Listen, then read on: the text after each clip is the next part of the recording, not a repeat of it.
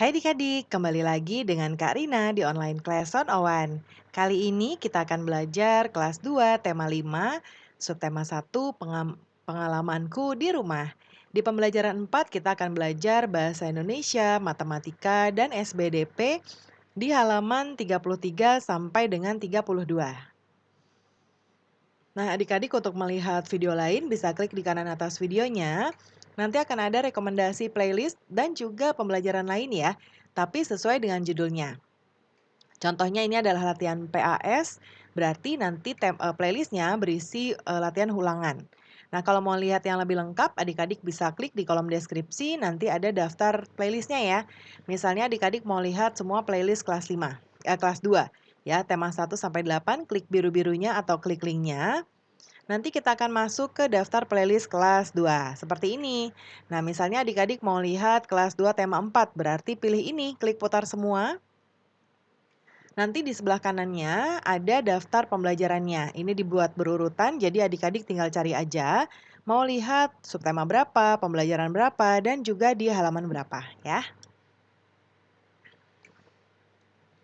Kita mulai ya adik-adik. Hari ini adalah hari Minggu. Keluarga Beni duduk di teras rumah. Tiba-tiba Beni membaca puisi nih adik-adik ya. Ayah, ibu, dan ini sepertinya kakaknya Beni ya. Ini mendengarkan Beni. Coba kita lihat puisinya yang dibacakan adalah judulnya Tamanku. Ya. Lalu kemudian Kak, Beni mau bertanya, apa perbedaan puisi dengan bukan puisi? Ya, silahkan. Puisi ditulis dalam bentuk bait. Bait terdiri atas baris-baris. Bukan puisi bila bentuknya paragraf. Banyak barisnya tidak ditentukan. Pilihan kata dalam puisi kias, padat, dan indah. Nah, adik-adik, apakah adik-adik mendengarkan guru adik-adik berpuisi? Nah, pahami kata-kata dalam puisi, sebutkan kata-kata yang belum diketahui artinya. Ya, nah Karina akan bacakan ya. Nah, adik-adik di sini ternyata nanti dari Bapak Ibu guru yang akan membacakan puisinya ya nih di sini ya. Jadi nanti adik-adik hanya mendengarkan saja. Jadi sekarang kita akan menjawab kata-kata berikut ini, lalu kita akan menuliskan maknanya ya. Karina sudah buat di sebelah kanan, kata cangkul maknanya adalah alat untuk menggali dan mengaduk tanah. Lalu yang kedua siramilah, maknanya adalah mencurahkan air. Nah, kemudian berikutnya kata tumbuh, yang ini adalah bertambah besar ya. Kemudian bermekaran artinya adalah mulai berkembang dan menjadi terbuka. Kemudian berkicau artinya adalah bunyi burung ya atau bunyi burung berkicau. Kemudian berikutnya untuk menguji pemahamanmu mengerjakan latihan berikut ya. Nah, yang ini artinya di sebelah sini ya, ini katanya. Atau ini arti atau makna ya. Nah, berarti di sini bertambah besar. Tadi yang bertambah besar apa? Tumbuh ya, jadi tumbuh. Kita tuliskan di sini. Nah, jadi yang di sini ini hurufnya acak adik-adik ya. Berikutnya bunyi burung. Tadi bunyi burung itu berkicau ya. Kita tulis di sini. Berkicau. Mulai berkembang dan menjadi terbuka. Yang ini bermekaran. Bermekaran. Lalu yang berikutnya mencurahkan air. Nah, yang ini siramilah. Siramilah. Yang terakhir alat untuk menggali dan mengaduk tanah. Nah, ini cangkul ya. Cangkul. Kemudian berikutnya tugas kita, coba kita lihat gambar berikut ini. Ayah mengajak ibu, kakak, dan Beni bergotong royong. Gulma banyak tumbuh di taman bunga. Seperti ini ya. Apa yang dilakukan oleh Beni dan keluarganya? Pernahkah kamu melakukannya? Mereka tadi bergotong royong ya untuk membersihkan taman. Nah, buatlah pertanyaan sesuai gambar. Karina sudah buat beberapa pertanyaan di sini. Yang pertama, apa yang dilakukan keluarga Beni? Tadi mereka bergotong royong ya. Lalu pertanyaan yang berikutnya adalah apa yang dilakukan keluarga ayah Beni? Mencangkul tanah. Apa yang dilakukan ibu Beni? Menyiram bunga. Lalu yang dilakukan kakak Beni menyapu nih gambarnya ya. Kakak menyapu. Kemudian yang dilakukan Beni apa? Nah, Beni sedang memberi pupuk tanaman ya atau sepertinya air juga boleh ya atau menyiram. Menyiram juga boleh.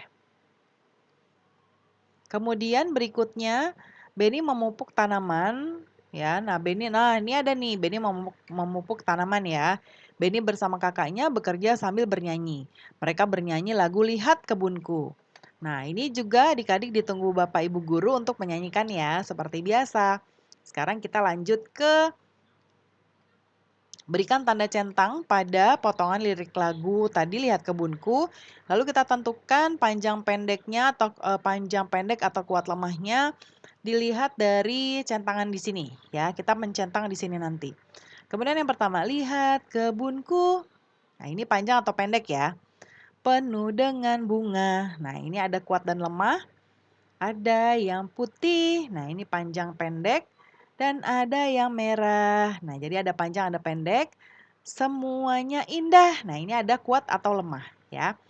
Berikutnya, Benny bersama keluarga beristirahat. Benny dan keluarga melihat kebun bunganya. Sekarang, kebun bunganya sudah bersih. Selain bersih, juga asri. Kemudian kakak Benny membaca puisi. Nah, puisi itu dibacakan dengan memperhatikan lafal, intonasi, dan ekspresi ya adik-adik ya. Untuk lafal itu artikulasinya ya, misalnya nih taman bungaku. Jangan taman bungaku gitu ya. Jadi lafalnya yang benar ya dengan ejaan yang benar. Kemudian intonasinya misalnya naik turunnya ada nadanya ya. Dan ekspresi ya nih seperti ini nih sedang bersemangat gitu ya. Nah, ini nanti boleh adik-adik baca puisinya ya. Kita akan langsung lanjut ke jawaban berikut. Menjawab pertanyaan berikut. Apa isi taman bunga? Nah, kita coba lihat teksnya. Pertanyaannya ada di sebelah kanan. Isi taman bunganya yaitu taman bunganya berseri ya, berseri dan harum. Ya. Kemudian sebutkan kata yang baik pada puisi tersebut. Tamanku cantik ya dan sangat menarik. Kemudian bagaimana bila taman tidak dirawat? Nah, kalau tidak dirawat akan menjadi layu. Bagaimana cara merawat taman? Kita bisa merawat taman dengan bunganya disiram, tamannya dibersihkan dan disapu, lalu rumput liarnya dicabut, ya. Lalu cobalah buat puisi sesuai kemampuanmu. Ini contoh dari Karina. Bunga indah sedap dipandang, wanginya semerbak kepayang. Bunga mekar cantik berseri, kupu-kupu pun hinggap dan berlari. Nah, itu contohnya ya. Nah, ini ada ayah apa nama benda ini? Nah, kata tanya Benny ya, benda ini disebut jangka sorong. Apa kegunaan benda ini ayah? Gunanya untuk mengukur benda yang berbentuk lingkaran. Jadi seperti contohnya mur atau pensil yang bentuknya bundar atau seperti lingkaran. Sekarang berikan centang untuk benda yang dapat diukur dengan jangka sorong. Ingat, dia untuk mengukur benda yang ukurannya bundar atau lingkaran ya. Yang nomor 1 ini bisa karena dia bentuknya bulat begini ya. Ini kita centang. Ini tidak. Ini bisa karena dia mur ya, ini bentuknya bulat. Kemudian yang ini, nah ini Karina tidak yakin apakah dia bulat atau tidak, tapi ini sepertinya bulat ya, di bagian kepalanya sini. Ya, jadi kita boleh centang. Yang ini tidak. Kemudian yang ini ada bulatannya sih ya, jadi ini bisa. Nah, pembelajaran kita sudah selesai ya adik-adik. Terima kasih sudah menonton sampai akhir. Mohon dimaafkan apabila ada kesalahan dalam perkataan maupun dalam materi yang diberikan. Sampai jumpa di pembelajaran berikutnya.